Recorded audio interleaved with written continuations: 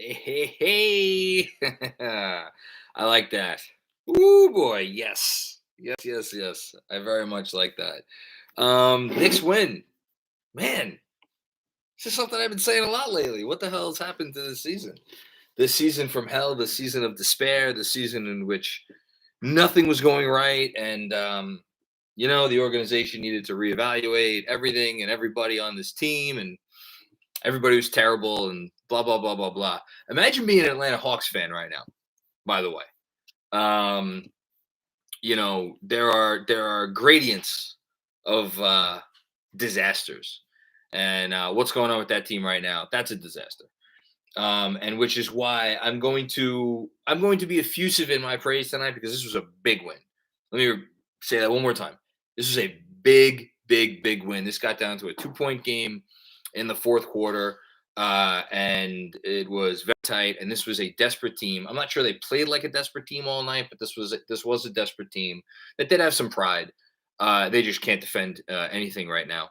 And the Knicks came out of it. And I'm going to talk about a lot of guys because there were a lot of guys that had very good games. Most important of which, Julius Randle, who had what I would say was his best game of the season. I think Julius been through a lot this year, especially the last couple weeks. I'm sure we'll talk about him a lot tonight. I'm sure there's going to be some comments about him tonight. Best game of the year. Going back to the scene of the crime to make it right, as it were.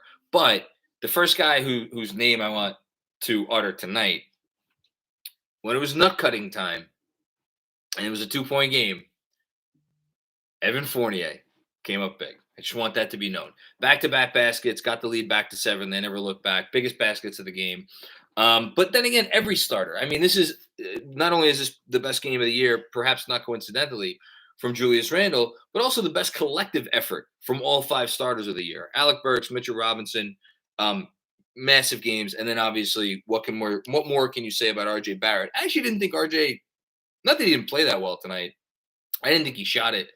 Like, he didn't shoot it that efficiently. I thought he left a little bit of meat on the bone. And I will follow that up by saying, how nice is it that we can sit here and say our 21-year-old wingman left some meat on the bone and just went for 26 points and 5 rebounds and really solid defense. They did not really challenge him much tonight. I think actually underrated storyline of the night is how well the Knicks defense played. I know they gave up 108 points. I thought the Hawks made a lot of shots. I mean, they have shot makers. There's a reason they are whatever they are, the second or third best offensive team in the league by offensive rating. Thought the Knicks did a really great job. Really great job. The Knicks tonight on defense were as engaged as I could remember them being. A couple of miscommunications, couple of blown coverages, but overall the switching was on point. Guys did a fantastic job staying down on their man, staying grounded, staying with the possession all through the night. And that's what's going to get this team to wherever they're going to go this year. I don't know what this team's ceiling is at this point, but I do know it's going to be generated on the offense or the defensive end. And on offense, tonight you saw what the vision was in the offseason to bring in a guy like Evan Fournier and to bring in a point guard who could do a little bit more on offense. We just didn't know it would be Alec Burks, right? We'll save the. I'm sure there's going to be Kemba stuff. We'll save it for later. Burks is playing well right now as the starting. I mean, call him the point guard. He's not really the point guard. RJ and Julius are really the point guards. But he's fitting well now, and defensively, it's working. And I'll check the updated defensive rating for this team. I said it on the halftime Zoom. Starting like if you take out those first 6 games when they were just firing away and not really paying much attention to defense, to be honest, probably getting taking some time to get adjusted. Since those first 6 games, I want to say they're gonna they're like a top 12, top 13 defense. Is it where they could be? No. Is it where they need to be if they want to actually do some damage? No. But it's trending in the right direction. And considering some of the defensive concerns we had about this team early on, wonderful stuff. So yeah, it's all good tonight. I mean, it's all good tonight. It's all good right now. 8 wins in their last 11 games. I know some of those wins came against like not real NBA teams. I don't care. Guess what? There's been a lot of games against not real NBA teams played by a lot of teams over the last couple months of the season with COVID going on. The Knicks found a way to win those games. You win who's on your schedule. And lo and behold, the Knicks sit here after one disaster after another, a game over 500, and we're more than halfway into the season. I'm back. Not that I was never off the bandwagon, but like, if you were off the bandwagon, it's time to get back on it, because I do think this team could, they're not winning any championships this year, but they got a fun little thing going. I'm excited to see what they do with these next handful of home games. I think they have 4 home games coming up. And then things get tough, and they play a whole shit ton of games on the road. They go out west. This season will get challenging. I would be surprised if they didn't find themselves below 500 again at some point, but they have put themselves in position to make a run. And with what's going on in Atlanta, with what has happened in Indiana, if you're someone that's like, just get us to the play-in and see what happens, I think you could feel pretty good, because I also think there's going to be another team or two to probably drop down, whether it's Washington or, I don't know, Toronto. We'll see. Toronto's pretty good, but I could see them falling out of it. Even Cleveland. Cleveland's great. Cleveland's had a great year, but they're missing some guys. Whatever. We'll talk about that another day. Great win. Amazing performance again from Julius Randle. Great performance from all the starters. You love to see it. Great defensive effort. Pulled it out in crunch time. Everything you could possibly want in a win, you got tonight. And it came against the fucking Hawks, which, fuck Atlanta. Okay, let's get to the super chat. Rob Felusma. Evening, JM. Hope all is well. All is well. Every starter in the plus column says everything tonight, and no more Julius Randle slander from our fan base, period. You know what? If he keeps playing like this, and more importantly, if he keeps playing hard, Julius Randle has had a lot of games where he shot under 50% from the field, and he was under 50% from the field tonight, where you looked at it and you were very mad, but you weren't mad because of the shooting stats. You were mad because of the other stuff. And tonight, I'm seeing a guy who's going after a fucking offensive rebound on a missed free throw. I'm seeing a guy who's making every extra effort on the defensive end, willingly getting switched on to Trae Young and making it work for the Knicks, making that game plan work for the Knicks because he's so engaged on the defensive end. The slander comes, and that's why I don't want any fucking idiots out there who are going to say this, that, and the other thing about we owe someone an apology or something. Listen, again, big boy pants time. No apologies here. Play like shit, you get criticized. Play good, you don't get criticized. Or at the very least, try hard, you don't get criticized. He tried hard tonight, and he played great. So not only does he not get criticized, he gets praised. That's how it works. So yeah, no more slander. If he keeps playing like this, I'm all for the no more slander. Anthony Sixto. Randle showed great hustle, bullied the paint. Yes, and that's why, 2 nice highlight blocks for Onyeka Okongwu. I love it. I love that Julius went to the rim, and it didn't deter him either. He had another drive after those rejections, and he didn't let that get into his head. So much great stuff from Julius Randle tonight. He was our best defender versus Trae. Good comment, Anthony. Grimes is shown how to make the most of limited minutes the grimy way. So I didn't shout him out because I wanted to focus initially on the starters. Great game from Grimes. I know they just traded for Cam Reddish. I know Derrick Rose is going to come back. Kemba Walker, I'm not convinced we're ever going to see him play again in a Knicks uniform. Obviously, quickly, Obi, the whole thing. Grimes is not going anywhere in terms of being a part of this rotation. I wrote about it the other day. I'll say it again now. Tibbs loves the kid. Tibbs had zero interest in giving him up in the Cam Reddish trade. That was what they asked for, as has been reported by several outlets. Tibbs wanted no part of it. He loves Grimes, and I'm not saying it's a guarantee he stays in the rotation, but Grimes is wonderful.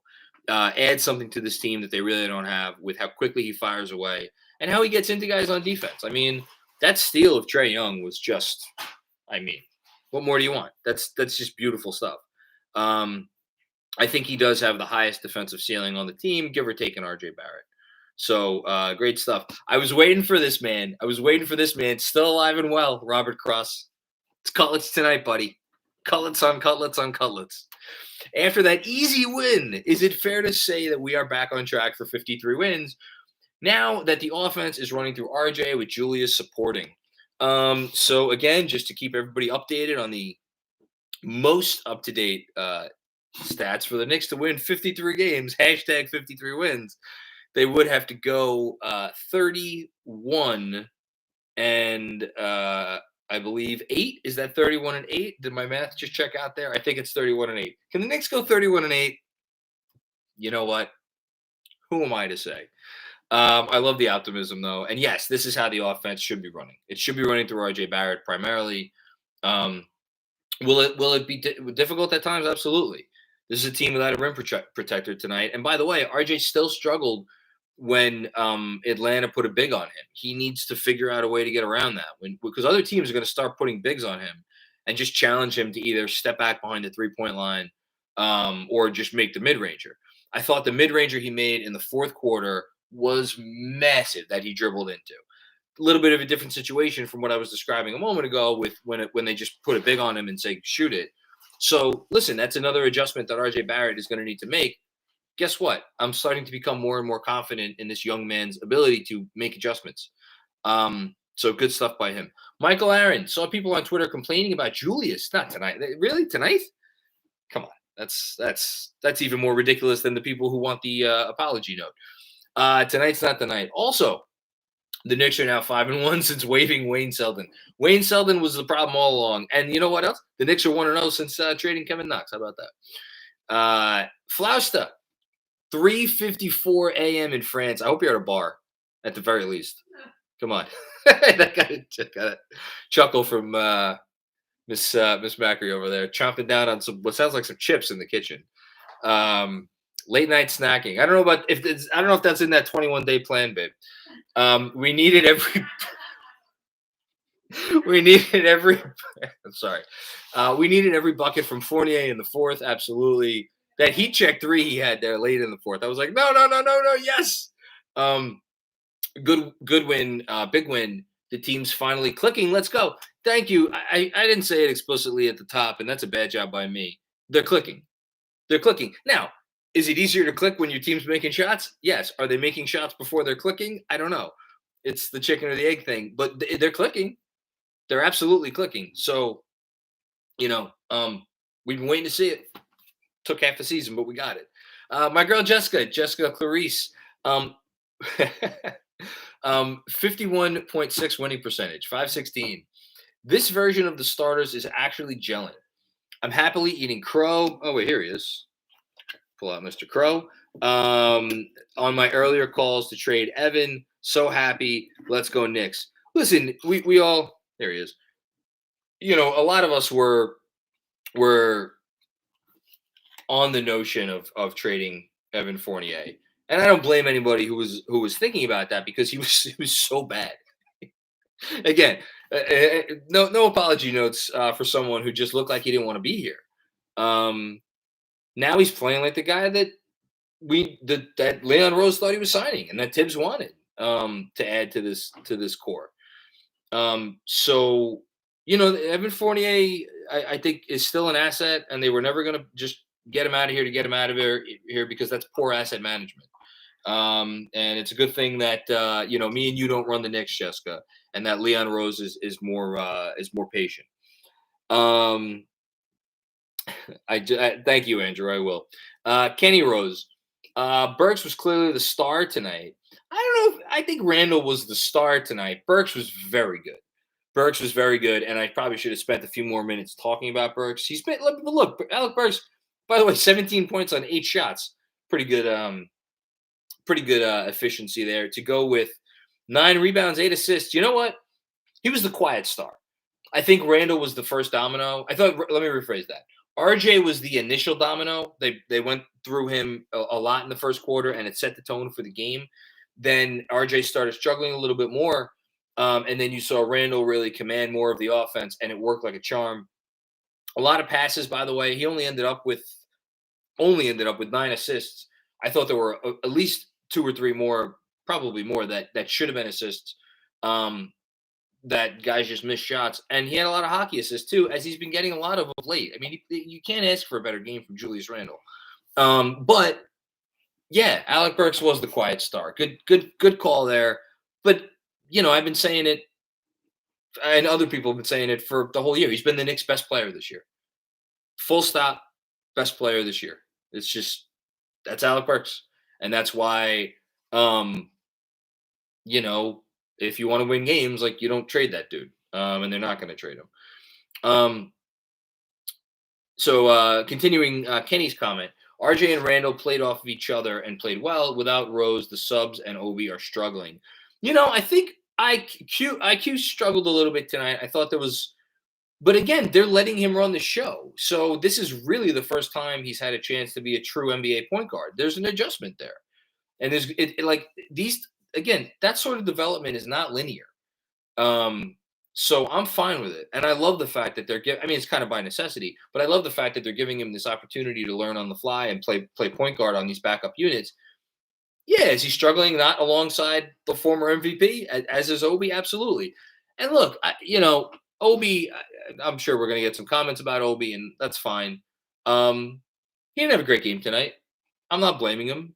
It's hard for him to have a great game when he's not being fed the ball in a certain particular type of way by a guy like Derrick Rose, because Obi doesn't generate offense for himself. He's the beneficiary. He's also still a young player with some not great defensive tendencies at times, and he's going to make mistakes. Doesn't mean he can't still be a weapon. Doesn't mean he can't still be a weapon for this team. But he needs to be utilized in a certain way. And, oh, by the way, Tibbs kind of always had an idea about how he should have been utilized, which is why he looked so good for so much of this year. Struggling a little bit now, not going to stay that way, especially after Derrick Rose comes back, and I'm sure Derrick Rose will be back and be fine. Jeremy E., what's going on, Jeremy? RJ Barrett has ice water in his veins. Yes, he does. Not trading him for anyone. He's ours. No one in the NBA is untradeable. That said, the Knicks should not be looking to trade RJ Barrett for anyone right now. Successful organizations draft an RJ Barrett and nurture him to become whatever he's going to be. And they're doing that. They're letting him grow. I don't know if it's been the best developmental path for him here, especially his rookie year. But give this organization a lot of credit. They gave him a lot of on-ball opportunities last year as a second-year player, and those weren't always pretty. But he worked out a lot of kinks and worked out some kinks this year. And now, I mean, if this is like what counts for a bad RJ game moving forward, and again, he struggled from the field a little bit in this game. If this is what counts for a bad RJ game moving forward, then shit. I mean, that's your multi-time All-Star. That's your Macri eats crow, cutlets. That's egg on anybody's face, whoever had the nerve to doubt him. That's just still an if, though. We still got to see it. We still got 30 some odd games to go. So let's get there. Manny Campos, what's going on? Oh, by the way, I'm seeing Bricks Nation shouting out 33 to 3 Bills over Pats. I don't really care about either of those teams, but sure, fuck the Pats. Manny Campos. Whoa, are we good again? ? Also, considering we need to make a consolidation trade, who would you not be sad to see go? I don't think they need to make a consolidation trade. I think, how am I going to say this? I don't think. Let me preface this by saying Kemba Walker is still. Oh, by the way, if you could gently tap the like button, we would appreciate it. Andrew is reminding me to remind everybody in here. Tap the like button. It helps us out. We appreciate you. Kemba Walker is still a damn good basketball player. And he showed us he's still a damn good basketball player when he's on the court, when he can stay on the court, when he can stay healthy. There's a role for him in the league to help a good team win games in a certain role. Maybe that role will be here. I'm not sure. I mean, is there a world where like he comes back and starts, or as it comes as a backup? Like, yes, I struggle to see if the starting unit is going to continue to play like this once Rose comes back. Now, again, is it safe to rely on Derrick Rose, who's whatever he is, 33 or 34 years old, with his injury history? And is that a wise decision? I don't know. Do they feel comfortable enough with Burks and Quickly and I guess Deuce as the backup plan if they were to go a separate way with Kemba? I don't know. These are all real considerations. But the reason I'm going on and on about Kemba is like I don't think it's a consolidation trade. I just think I don't know that Walker has a role here because let's face it, him and Julius never were able to get on the same page, and now that RJ is getting these on-ball reps, I don't know how easy it is going to be because shit wasn't easy for him throughout the first half of the year for Kemba Walker to adjust to being an off-ball player. And I think his role on a team now is a guy who is probably coming off the bench and being like Lou Williams is for the Hawks. Is that a role available for him here? I guess possibly. I don't know. We'll see. But if there's a trade that I'm thinking will probably happen, I would guess it's going to involve Kemba Walker. And Obi's name will be thrown around, I'm sure, between now and February 10th, and I understand that. They're not going to just. I don't know if I want to have the whole Obi trade conversation right now. I don't want to trade Obi Toppin. I think Obi Toppin's a really good basketball player, and I think there's a world where he could really help this team moving forward. And I do think Tibbs knows how to use him. And I do think it's good that Tibbs has been hard on him. I think it's made him a better basketball player.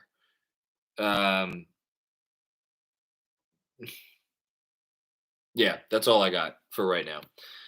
So who would I not be sad to see go? I mean, I guess I wouldn't be sad to see Kemba go. And I've enjoyed Kemba this year. Kevin Danishevsky, what's going on, Kev? Good to see you. And thank you always for your contribution. That was beautiful. It was. RJ continues to blossom, but I love the way Randle played. His hustle and defense gave us so much. Grimes, what's up with Collins? I don't know what's up with John Collins. I don't know what's up with this Atlanta team. Like, I haven't spent a lot of time gloating, and dancing on their grave. I don't think it's, by the way, I don't think it's quite grave time yet for Atlanta. I mean, they're 17-25. They are, we'll do our usual standings check-in. By the way, if you're asking me if I think Collins is going to get traded, I think Collins can get traded for sure. Atlanta right now is, my God, they are 4.5 games back of the Knicks. Right? Did I just add correctly? Yeah, they're 4.5 games back of the Knicks. They're 3.5 games back of Boston. Boston's in 11th. And we are now tied with Washington, by the way. And we're a half game behind Toronto and only a game behind Charlotte. Woof.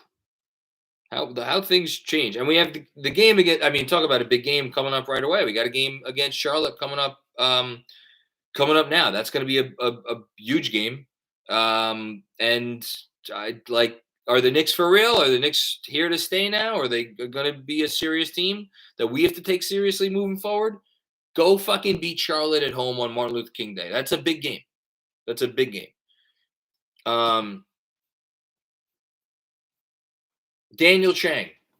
Don Julio came to play tonight. That stretch that he went on was incredible. The starters looked amazing on D. Arrest David Fizdale for malpractice. I love getting to say that every time it's included in one of these super chats. David Fizdale should be. I'm not going to say anything. I'm sure he's a nice man. You know what he should be? He should be a lumberjack because he likes axes. Likes using axes. I think he'd look great in flannel. Yeah, Don Julio was awesome. Don Julio, I like that. How have we never gone with that before? I mean, again, they're gelling. Whoever had that comment before is the best comment of the night. They're gelling, and that's a good thing. Greg Moran, The Knicks have found something with this team basketball of late. What a shocker, right? Playing team basketball is good. Julius with 9 assists, Burks with 8 assists, RJ scoring. Keep it up. Cheers, KFS. Thank you. Thank you, Greg. Let's go Knicks. Yeah, and even like I know RJ's more doing the scoring than the passing, but I think the only reason you're seeing more shot attempts than assists from RJ is because that's what teams are challenging him to do, and he's still throwing a lot of lobs to Mitch, and he's kicking it out when the play is there. So I think RJ's doing all the right things. And look, the way he drives, when he gets that full head of steam, it's like unless he's passing it to Mitch, he's kind of pot committed to the shot attempt at the rim. But you know what? If you're going to hit them, and by the way, here's the other part of the RJ Barrett thing of late. More free throws tonight. We've been seeing him more and more and more get to the free throw line. This is the most he's gotten to the free throw line all season long. It is absolutely something he needs to continue doing. This is a hill that I will die on. It's just a guy that size needs to shoot a lot of free throws, more than he shot over the course of his career. I hope this is here to stay. Hannibal Miles. Julius Randle changed his shoes and said, "Make me like Mike." I don't know if he's quite that good, but he was good. It was very good. All right, Jonas Plout with a comment. Be honest. Wouldn't you be intrigued to see Cam in Obi's spot at the 4, just to see what the bench looks like, especially when teams go small? So I brought this up on the putback with Ian the other day, and I think I talked about it on the post trade live stream we did. Cam is not a good rebounder. Does it mean he can't become a good rebounder? No. Does it mean they can't protect him or make up for his deficiencies with rebounding with certain lineup choices? I think I don't know if I just thought this to myself or I said it to someone, but like Grimes is a good rebounder. RJ's a good rebounder. Do you manipulate the lineups such that RJ Barrett, when Cam's in the game, or at least when Cam's at the 4, RJ Barrett is also in there to try to help your rebounding? RJ Barrett's not a great rebounder. I think he's probably a little bit of an overrated rebounder right now, a little bit. But he's a good rebounder. He's not great yet, but he's good. And like I said, Grimes is good. You know, I don't know who else. Quickly's a good rebounder for his size. So, Derrick Rose, good rebounder for his size. Like, I think you need to help out if that was the way they wanted to go in certain lineups. You know, the Obi of it all. I don't want to see them trade Obi unless they're getting real value. Unless they're getting real value, and again, that's an organizational decision. Like, Julius isn't going anywhere. We want to build around Julius, or we want to build up Julius to the point where we're trading him for, you know, whatever superstar. I don't know what they're thinking, but I know I trust this front office when it comes to asset management, and I know I trust them when it comes to development. I think I trust them when it comes to knowing what they have, and I also trust them to be big enough about if they feel like, well, we drafted Obi Toppin, we're not trading Obi Toppin. Like, if they feel like it is in the best interest of the team to trade a guy that this front office drafted, I think they will do that. But again, I'm not convinced that the value is out there. Like, I don't want to trade Obi Toppin for Miles Turner. I honestly, the way Mitch is playing right now, yeah, I know, God knows, I don't even know what's going on with Noel, but like, I don't know. I'm a lot less. I'm sorry because I've wavered on this year. I think I'm off to give up what it's going to take to get Miles Turner here. Yeah, we'll see. I don't know. Over 900 strong in here on a Saturday night. You guys are the fucking best. This is the best fan base in sports, hands down. Robert McGinley, phenomenal content the past couple days from you guys. Thank you, and thank everybody else who's been putting it out. Just saying thanks. Let's go Knicks. Yeah. Shout out to obviously Jeremy Cohen joined me on the post trade pod. We have our normal episode that we're recording tomorrow. Andrew Claudio, the GOAT, always doing what he's got to do, even when he's got a very busy couple of days here. Some things going on with Andrew Claudio. I'm not going to say anymore. And a Merry Christmas to you tomorrow, Andrew. Belatedly celebrating your Christmas with Pastor Claudio and the whole family. Shout out to you. And Chris doing the half times, and then of course Benji Ridholtz, killing it with these film threads. So yeah, shout out to everybody. Thank you, Andrew. Jason, I knew this was coming. Bye, Kemba. For Randle tonight, thumbs up for Randle tonight. Let's go Knicks. Look, I don't want to. Again, I'm not dancing on the Hawks' grave. I'm not dancing on Kemba Walker's grave. I still think there's a relevant moment for Kemba Walker in the NBA. I don't think he's going the way of, Isaiah Thomas or like Allen Iverson towards the end there. I think there's a relevant moment out there. He played well enough this year to earn that benefit of the doubt. It hasn't felt right here all year. King Deej. What do we got? Bench units don't play two big men. Obi, Kemba, Noel, match Fox's contract. My goodness. Well, Jesus Christmas. So the money matches, I think. The money matches. You might be a little short there. I'll look up Fox. Andrew, you want to do the math? If 125% of what those guys make is enough. I mean, I don't even know how many first round picks Sacramento for it. Would they ask for 2 firsts, one of which would be unprotected?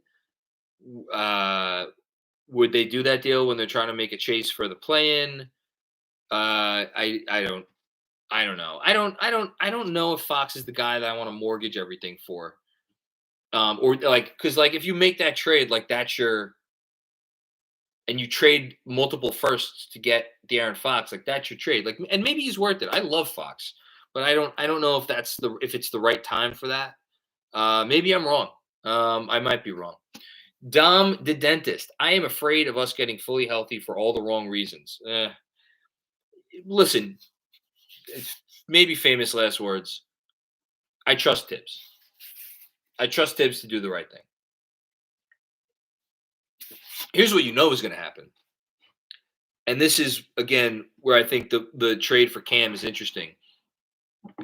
I think Tibbs, I don't think they would have made the trade for Cam if Tibbs wasn't on board with it and didn't see something in the kid and didn't like the kid and they didn't like the kid as an organization. I think all of that stuff is true. But this notion that Tibbs is going to give Cam Reddish 20 minutes a game because that's the organization is trying to develop him, I don't see that. If he thinks he can help him win games, he'll give him time. And you know what? If Cam Reddish plays within himself and locks in on defense, both on ball and off ball, he's been good. Not great, but good. Or okay. He's doing good. And he keeps hitting those corner threes, hitting 48% from the corners, then he's going to play. Is he okay with that role, at least for the rest of this year? And then we'll see what happens next year. I don't know. JD, the energy around this team is different. Get me Brunson, Murray, Anthony Simons, or Fox, and we're golden. Those are some very different players right there. DeJounte Murray is not happening. I mean, I don't know anything. Obviously, I don't know anything, but he's not. Why the hell would San Antonio trade him? I mean, if you're Portland, at this point, I think they should be looking to not build around Simons, but he's the best thing about their organization right now. They're about to engage on a tank. I can't fathom they give him up. The Fox thing I just discussed. Brunson, I talked about it at halftime. is Dallas going to make themselves worse this year? Because I don't see a world where the Knicks are making a trade with the Mavericks in which they get Jalen Brunson and the Mavericks can even talk themselves into becoming a better team this year as a result of that trade. And I wonder, do the Knicks make it such an amazing deal that the Mavs can't say no? I don't know. I've talked a lot about this idea, and I'm sure we'll bring it up on the pod tomorrow. Me and Jeremy about like the value of Dallas's first round pick to Dallas versus the value of Dallas's first round pick to us and every other team in the league. It has more value to them. And it's going to take more than that. So I don't know. But I love Jalen Brunson. But again, dude, like how desperately do they need Jalen Brunson? I love Jalen Brunson. It moves Burks back to the bench. That's pretty great. So yeah, that would be pretty cool to see him here. Caleb Knight, what's going on, Caleb? Love the show. Thank you. Appreciate it. Thanks for watching. Loving this team lately. With Fournier playing so much better lately, do you think he's still a potential trade? I don't. I didn't really think he was a potential trade when he was playing like shit. So that's easy one to answer. The offseason is a different story. Going to be lots of craziness in the offseason. And he has a nice salary. That said, I don't think they're going to give him away. I think they value him, and I think they have every right to value him. Taxi driver, what's going on, taxi driver? I do enjoy that. I do enjoy the De Niro. What is that? Avatar.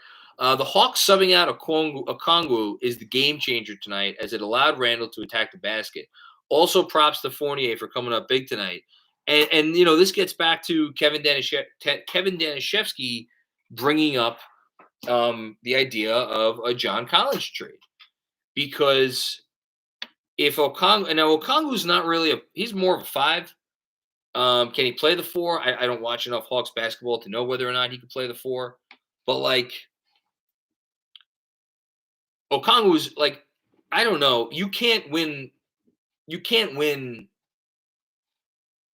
anything significant if you have John Collins and Trae Young as 2 of your starters on defense. I don't think. And I get that they have tried to surround them with top tier defenders in DeAndre Hunter, who profiles as someone who's going to be a very good defender. He's still working his way back from injury. Clint Capella, obviously a top-notch defender. And they need one more guy. That's why they drafted Cam Reddish. Cam Reddish was supposed to be that guy. Didn't quite work out. Can you win if you insulate the 2 of them? Maybe, if everything else breaks right. But that's why. I mean, maybe they do look to move Collins and insert Okongwu in there, because he's the real deal, man. That kid's good. There were people who thought he was the best player in last year's draft. Props to Fournier for coming up big tonight. Yes, big props to Fournier. Great film stuff. Outside of some suspect shots, I like how Randle was consistently finding Mitch, and it looked like he and RJ are starting to figure it out on a consistent basis. Due to our surplus, who are you comfortable with losing in a trade? I kind of answered the second part, but I'll go back to it one more time. In terms of, I don't know if you're referring to Mitch and RJ are starting to figure it out, or Randle and RJ. I think you're referring to Randle and RJ. It doesn't look like it's it is kind of my turn, your turn, but it doesn't feel like my turn, your turn. Would I love to see the 2 of them in pick and roll a little bit more? Absolutely. Is there probably a reason that we hardly ever see those 2 guys in pick and roll? Yeah, it's clear. Randle, in Dallas over at the Strickland, Dallas Amico had a great thread or a great tweet on this earlier today about how it's obscene that we see so little of Julius Randle as a pick and roll ball handler when he could clearly be pretty good at it. Whatever, I don't know. But it does feel like there's some synergy between the 2 of them, even if it is not necessarily together. It feels like they are working it out, and they're in a good place. And that's why I don't think you inject a Kemba Walker into the starting lineup. I'm not saying that means Burks should continue to start. Again, Burks is not a point guard, but I don't know, the way they run things, how much do you need a traditional point guard? I'll go back to it. I think I'd be interested to see quickly with this group. I really would, but it doesn't look like that's happening. And then the other part of it, who are you comfortable with losing in a trade? Like, if we're trying to win games for the rest of the season, I know who I don't want to lose. I don't want to lose Burks. I'm not trading quickly. Rose, I mean, I don't want to lose Derrick Rose. I love Derrick Rose. Hell, at this point, I don't even want to lose Mitch. Mitch has been great. Mitch has been awesome. This is the Mitch that gets you hooked, right? Get you hooked back in. I don't know what the contract situation is going to be, but we'll see. I don't know. So I guess I'm going to answer that question by not answering it. I don't know. Again, if they got valued for Obi, I would talk myself into it. I don't know. CT Pittman, what the hell is wrong with Noel? Great question. He can't. Here, I'm comfortable losing Noel in a trade. How about that? He can't stay healthy this season. It's always something. I, for one, don't want to hear talk of no Mitch trade talk. Or I don't want to hear of no Mitch trade talk. Oh, so you don't want to trade Mitch? Yeah, I don't want to trade Mitch either. Like this version of Mitch is better than Miles Turner. He is. It's like he is. I know he can't shoot, and he's been playing against some teams that offer good matchups for him. But like, man, he changed the fucking game tonight. He absolutely changed the game. And he does that in a lot of games. So it'd be nice to have them both. But what's up with Noel? I have no idea. I wish I knew. I don't know. But it has to be a concern for them. We got 350 likes. Thank you to everybody who is here. Obviously, thanks to everybody in the chat, everybody in the super chat who's contributed, and thank you to everybody who has hit the like button. And if you would like to hit the like button to add to the total, feel free.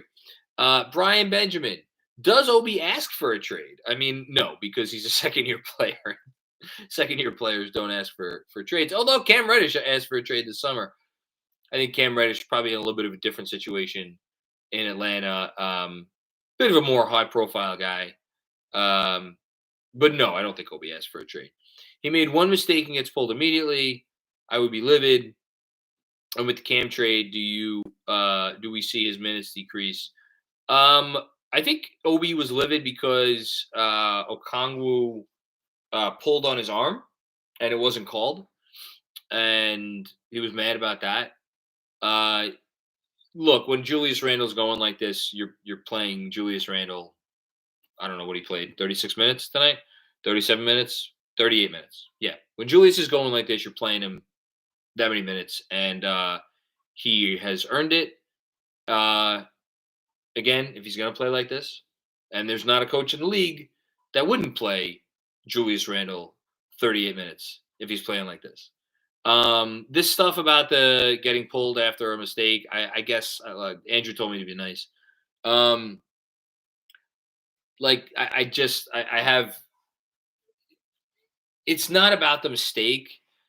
It's about Obi helps you in certain ways.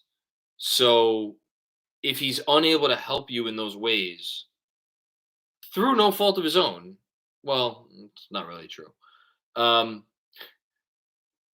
Because of aided by the lack of personnel that can help him help you. Help me help you. There you go.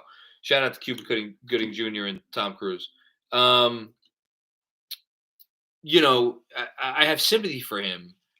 But like the fact is, if he's not helping you and he's making mistakes, and that wasn't the only mistake. He got beat on a box out, a terrible fucking box out miss when DeLon Wright grabbed the rebound. Like, that's a lack of toughness. And that's something that's been a point of emphasis for them and for him since last season. Has he gotten better with it? Yeah, he's gotten better with it, but he still makes those mistakes. It's just, it is what it is. He's a young player. He's going to get better. He's getting better. I'm sure he's frustrated. I don't blame him for being frustrated. Does that mean he asked for a trade? No, it doesn't mean he asked for a trade. Nor should he, by the way. Obi's gonna be fine, whether it's here or somewhere else. Okay, if I missed something, let me know, Andrew. I'm gonna pick it up with the top super chat that I see. From Anthony Sixto.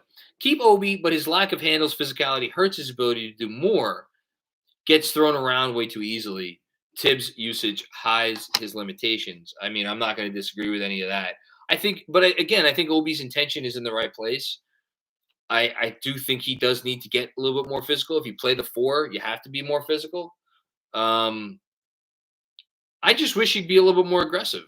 So we could see what he has. Like, he can do it. He doesn't do it that often. I'd love to see him do it more. Jessica's back in the super chat. Thanks, Jessica. You're really incredible. What position do you think Kemba will work best? You think Kemba would refuse to come off the bench if given that option? I don't think Kemba would refuse. No. If I insinuated that before, I didn't mean to. I don't think he would refuse to come off the bench. I think just Kemba wants to play. I think he would love to come off the bench here. I just don't know. Is that what's going to happen? Because for him to come off the bench, that would mean Rose starts. Because he's not going to play Kemba, Rose, and Quickly together. And he doesn't seem to want to start quickly, which, whatever, we don't have to talk about that right now. So if Rose starts, is there a world where Kemba comes off the bench? Well, okay, let's play that out. That means it's Kemba, Quickly, because he's going to keep playing Quickly. And then Burks, and then I guess Cam or Obi. And then a backup center. And that means no Grimes. And I just got done talking about how Tibbs loves Grimes. And I think Tibbs wants to play Grimes more than Cam or Obi. So I just don't know if I see it. I could be wrong. I could be absolutely. Maybe he fucking comes back and starts. I really have no idea. I'm just going on my gut feel. As far as what position Cam, like in theory, he is the perfect 3/4, where he could play with a 4 with another 3/4 that can shoot it.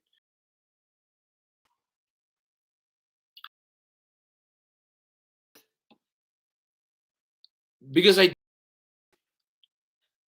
don't think they traded for Cam Reddish to just grow a 3-and-D guy. I think they gave up a first-round pick for Cam Reddish because, you don't give up a first-round pick, even if it's, not a great first-round pick. You don't give up a first-round pick for a guy who your whole plan is to just make him a 3-and-D guy and hope that it works out because in restricted free agency. That's number one. And two, he hasn't even shown a propensity to be that solid of a defensive player. He's been okay, but he's been inconsistent.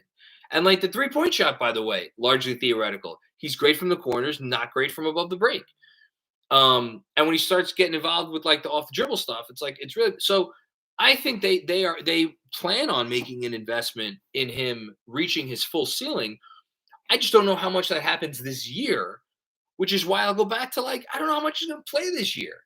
But long-winded way of answering your question, this year. You probably put some people around him to help with the rebounding issues, and you play him at the 4. If the question is what's his best position, probably it. Would be my guess. But I think he could work at the 3 too. We'll see. David Kowalenko, what's going on, David? No go on Fox. If we're dumping chips, Donovan Mitchell's the listen. You just upgraded from De'Aaron Fox to Donovan Mitchell. You just upgraded from a tuna sub from Subway to what's a really good sandwich? I've become partial to Court Street Grocers since I've moved to Brooklyn. But I don't know. Whatever. We could use a different comp. From Sizzler to Morton's or something like that. I don't know. They can't get Donovan Mitchell. Not right now. Wait for him to ask out. When he asks out, go from there. This is from Michael Aaron. Everyone needs to smash the like button. Thank you. And become a patron. Yeah, shout out to all of our patrons in here. The extra pods and the playbacks are fantastic. Yes, we got another playback coming. I'm not sure when the next playback is. It'll be very soon. Yeah. Disclaimer: I am not sponsored by KFS. You are not sponsored by KFS. This is true. And don't smash your computer. Patrick Rafferty, Jalen Brunson, and Maxi Kleber for Mitchell Robinson, Kemba, and the Dallas first back. So I don't think we would get Maxi Kleber in that deal because I think that the Mavs like Maxi Kleber. I think Maxi Kleber's a really good player. I think he helps them win games. I think if you're going to do that construction, Mitch, Kemba, and the Dallas first, I think it would be Jalen Brunson and probably Reggie Bullock or Dwight Powell. I think Dwight Powell, I think he makes $9 million a year. I hope I'm not speaking out of my ass on that. I'll look it up. Andrew, could you just check how much Dwight Powell makes? I'm pretty sure he's still on that $9 million a year contract. Okay. From another one from Kevin Danishevsky. I actually love Fournier's offensive game when he's aggressive. That's the key. Wasn't always aggressive this year. He's got cojones. Yes, he does. And he has just enough driving, playmaking ability. I want to see him and Quentin Grimes together. The only place I'm a little down on Fournier, and I'm obviously not the first person to be down on him on this, is I'd love to see a little bit more by way of the playmaking. I feel like the playmaking is something that's always been kind of a little bit more theoretical than actual. But can he do it? Yeah, I just would like to see more of it. We got a touchdown Bills in the chat here. Yeah. Oh wow. Oh wait, no, he's got one more year. So Powell. So Powell has one more year at $11 million. Would he even play here? He probably wouldn't play here. He's not. I don't think he's a Tibbs type of guy. So they probably look to move that contract in the offseason. It's not terrible money. I don't know. Is that if that's what it took to get Jalen Brunson, but you'd be giving up Mitch too? Shit, I don't know about that. I don't know. I can't see them giving up Mitch without getting a starting center back who they're comfortable with. Rich Wolkowitz. Interesting that now the starters are carrying us. I trust Leon, Tibbs, and the rest to make the right move at the right time. Just enjoying the better basketball lately. Amen to that last part. I trust Leon and Tibbs too. 1, 2. Again, I did a bad job not highlighting this at the time. I kind of glossed over it, and I think I even said something to the effect of like, "Hey, maybe Derrick Rose going out won't hurt us that much."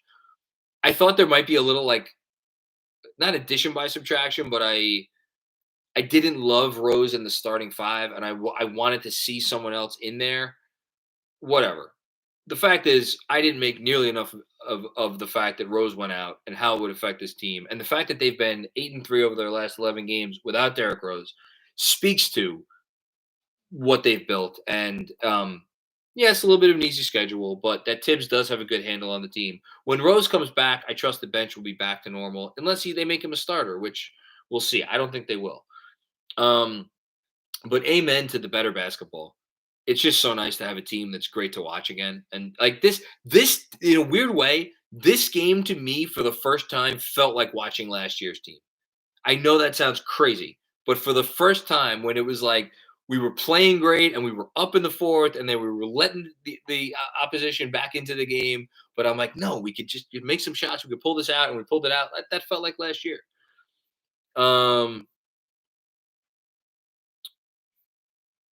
Okay, catching up here. Andrew, catch me up on anything that I missed. Sorry, always the trials and tribulations of the chat here. Okay. Akash Trivedi. Tibbs screaming Jesus fucking Christ when Burks lost it on the inbounds up by only 3 was every Knicks fan, but showed resiliency and didn't fold was key. Yeah, Burks is going to give you one of those every game. He's going to give you one of those every game. Something like that. But I love Alec Burks. We all love Alec Burks. He's just he's not a starting point guard for a reason. Man, seeing this, I don't know who this comment is from. Man, seeing Knox in a Hawks jersey is a reminder of the business side of basketball. I loved how the Knicks players showed love. I don't know if I'm ready to let go of Mitch for Turner. Robinson is balling. Yeah, I mean, just forget about the emotional side of it. From a basketball perspective, by the way, thank you, Emil Boumansor. This is Emil's comment. From a basketball perspective, like I don't know that makes sense. And again, you're not getting Turner just for Mitch. You're probably, but again, the notion of adding Turner to this team without giving up Mitch, like again, that's God. If it's Obi and a first and like Kemba for salary, ugh, God, I don't know. I really don't want to trade Obi Toppin. From Hush Zoo, 1-0 with Cam Reddish. Our season turns around. Our season turnaround move starts out strong. There you go. I could read. Evan's time is slowly creeping up. RJ is a god. Julius, I will apologize to you. If you want to be the one to apologize to Julius, you're a bigger man than me. Good job. We'll see. Maybe at the end of the season, if he keeps this up, he'll get an apology. Not yet, though. He played really badly. Dom Cappuccini. If almost off of the Turner deal, what about Jeremy Grant? Oh, okay, that's a good question. I don't like Jeremy Grant for this team. Jeremy Grant is a 4 in the league today. I think we're starting to see what this lineup could do with two guys in Fournier and RJ who can do some stuff with the ball on offense. You insert Grant. Like, I know, yes, Grant can put the ball on the floor too, and he could do some stuff on offense, but like, I don't know that I love the fit of Jeremy Grant between Randle and RJ. He wants the ball. He's not the shoot. He's nowhere close to the gravity. I don't care what his 3-point percentage is. He's nowhere close to the gravitational force on offense that Fournier is. And if you think that's recency bias, go look up two stats. Go look up Evan Fournier's 3-point percentage this year, and go look up how many of Evan Fournier's 3-pointers are self-created and not the beneficiary of assists. So, like, that's not Jeremy Grant. He's also shooting very poorly this year. Like, his effective field goal percentage is shit. I'm not saying it wouldn't get better here. It certainly would get better here because he wouldn't take that many tough shots. But I don't know. For what Detroit's going to want for Jeremy Grant, I don't see it. This is from Wes Niles. Knicks are playing well again like last year. Really great contributions from Barrett and Grimes. Keep the cullets flowing. Funny you should say that. Fried up a batch of chicken cullets earlier today with some carrots and broccoli. I went with I told my wife to get a roll from the supermarket as well. Hollowed out the roll a little bit, trying to drop a couple pounds here. And I did the cutlets with a little bit of truff hot sauce. If anybody out there has never had truff hot sauce and you like hot sauce, this stuff will change your life. You have to like truffles too, though. And then did a little secret sauce on the other side of the bun. And then we got this great like coleslaw salad thing with like dry cranberries and I don't know what kind of dressing it was, but it was like a creamy dressing. Threw that right on there with the cutlet, everything. My goodness, I was in heaven. And I might have to go back for round 2 because of how well they played. So yes, keep the cutlets flowing indeed. Hushu asks Mo Bamba for the Dallas first and Noel. I don't know that I am dying to get Mo Bamba ahead of a payday. I believe Mo Bamba is in his 4th year. Correct me if I'm wrong. Yeah, because he was in the Kevin Knox draft. So, like, I don't know. Like, what does he want in his contract? I guess can you get him for cheap? But wait a minute. No, I'm not giving up to Dallas first. Not for Mo Bamba. Fuck that. I'll give up a second for Mo Bamba and Noel. I'll do that. I'll give you I'll give Orlando a decent second round pick for Mo Bamba if they'll take back Noel. That's my offer. Take it or leave it. Okay. Andrew, let me know. Throw anything else in the pinned tweets. that I've missed. But in the meantime, while I'm waiting for Andrew to put up another comment, if there is one, shout out to everybody. I've been here for an hour. Still got over 600 people in the house. We are 2 likes away from from 400 likes. Get the likes up. I have that. I read that pinned comment, Andrew, from West Niles. Keep the colors flowing. Give me a new comment. From Robert Cross. 27-8 to 53 wins, John, after 4 in a row at home. Okay, so hold on. Now Robert Cross is saying we are assuming that they are going to win the next 4 games, which are not easy games, by the way. I'm just saying it. The next 4 games, in case you were wondering, are against the Charlotte Hornets, who are pretty good. The Minnesota Timberwolves, fully healthy now, pretty good. The New Orleans Pelicans, the feisty New Orleans Pelicans. And then the LA Clippers, also feisty. None of those games are gimmies. Even if the Knicks are playing well. Well, if the Knicks are playing well, they should. Yeah, if the Knicks are playing well, they should win all 4 of those games. Let's see what happens. I would sign for 3-1 so fast, Robert. In any case, he also asked, "Do you think the Brunson rumors are real?" Baller as a Seton Hall University guy here. Hashtag 53 wins. Yeah, I think the Brunson rumors are real because Ian reported them. If Ian Bagley reports something, it's real. It's as simple as that. From Junk Heart Athens. Cheers from Greece. Cheers to you in Greece. Thank you for watching and following along. Randle thumbing down and booing the Atlanta crowd. LOL. Love it. That was a great moment. Let's go Knicks. Yeah, shout out to halfway across the world. We got a post-game comment courtesy of Tom Thibodeau. Can't say enough about the way RJ Barrett's been playing. You love to see it. You love to see it. You love to hear it. You love to read it. You love to ingest it, inject it into your veins. All good stuff.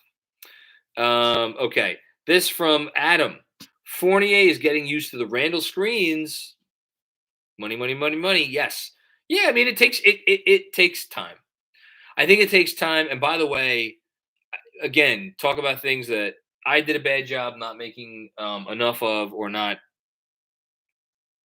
being as cognizant of early on.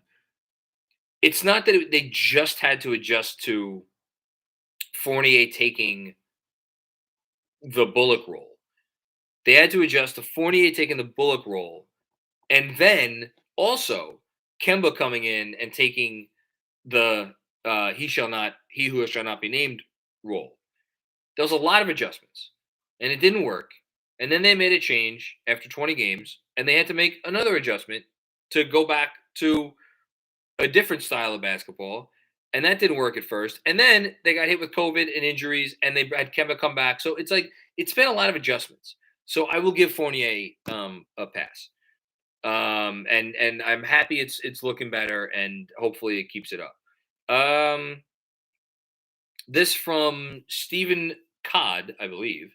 10 years from now, who will have been the better 25th pick, IQ or Grimes? Oh, my goodness. I'm going to stick with my boy. I'm going to stick with Quickly. But, man, I like Grimes. Grimes is going to be good.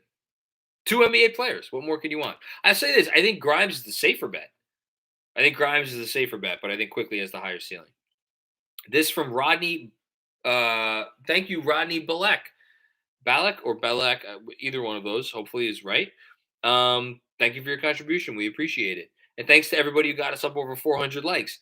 From Dom Cap, I hate to revisit Kemba out of the rotation, but with Mitch healthy and Julius engaged, the defense is starting to look like last year.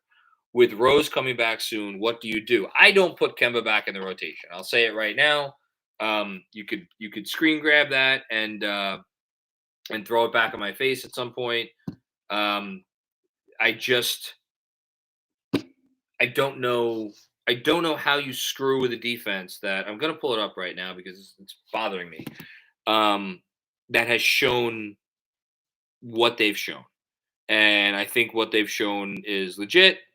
And hold on, I'm going to tell you right now, since November 1st, I don't know that that's the best judge, but since November 1st, the Knicks have the 11th best defense in the league.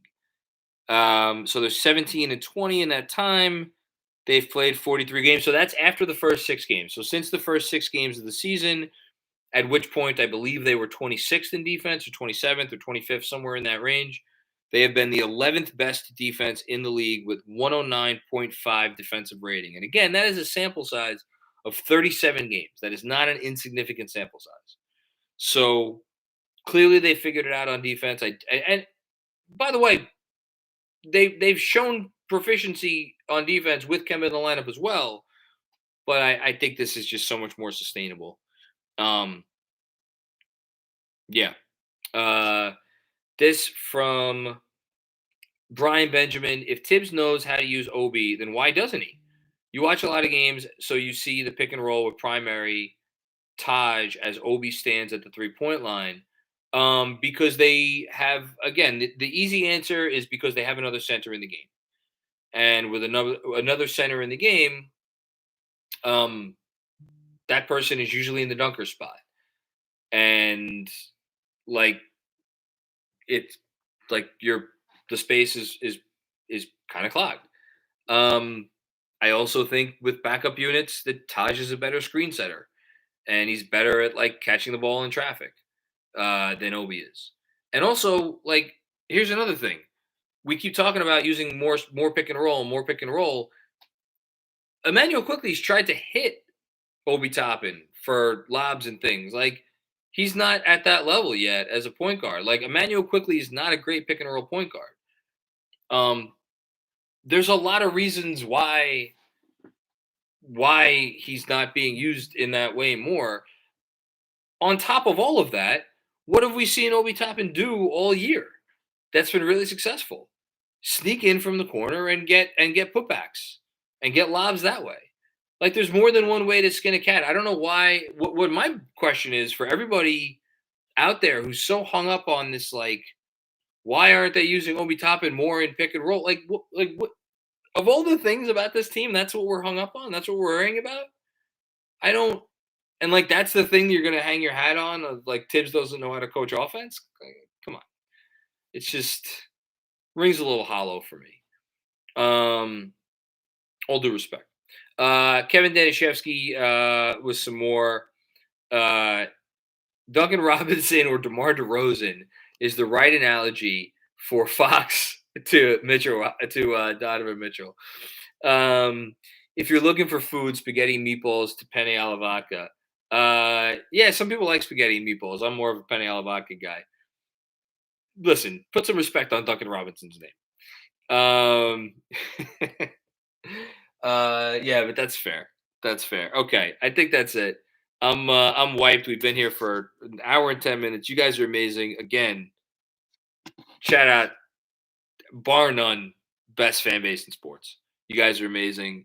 We have stuck with this team through, my God, some terrible shit this year. They are back over 500 after a win in Atlanta, which was a desperate fucking team. Shout out to David Futternick, who I see here in the chat. You're the man. Shout out to everybody in LA and across the globe watching us. You guys are awesome. We'll catch you soon. Peace out.